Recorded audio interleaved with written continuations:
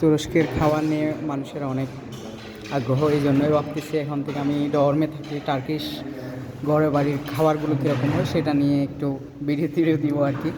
তো আজকে হচ্ছে 14 তারিখ এপ্রিলের, আর আজকের মেনুতে আছে হচ্ছে আমাদের স্যুপ, যেটা ডালের স্যুপ।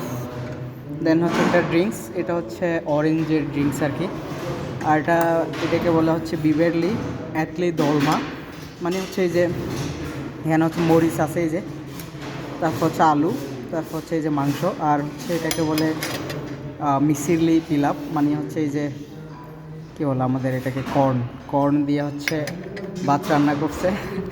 এখানে ভাত রান্নাটা আসলে অন্যরকম, এখানে হচ্ছে তারা তেল দিয়ে রান্না করে আর কি। তো এটাই হচ্ছে আমাদের আজকের মেনু, আর স্বাদ আজকের খাবার হিসাবে খুবই ভালো। রেটিং যদি দিতে চাই তাহলে হচ্ছে 8 আউট অফ 10।